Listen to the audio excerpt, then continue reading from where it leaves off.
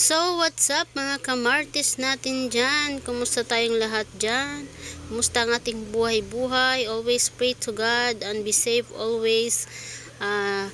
For today's video nga pala, ito ang aking naisip na lulutuin today.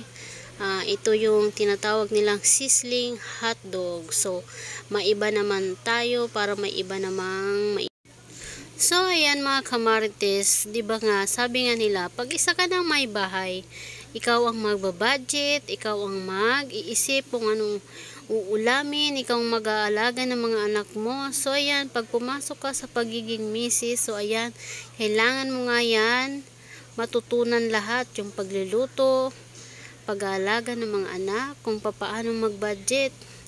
Kaya yung iba, yung mga nangungumusta dyan, yung sasabihin na, bakit ganun? May pera naman. Bakit hindi man lang magpautang? Pag nagtatry akong mangutang.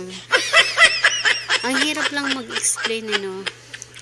Kasi kami mga misis, bago pa dumating yung sahod ni mister, ayan ay naka-budget na lahat. Naka-budget sa ilaw, sa ilaw.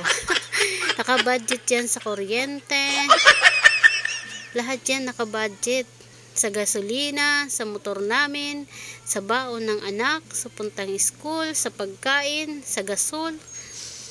Kaya kung may matira man dyan, ayan lang yung pinambibili ko kung anong mga kailangan ko. Dahil nga, mas inuuna ko nga yung aking mag-ama kaysa sa sarili ko.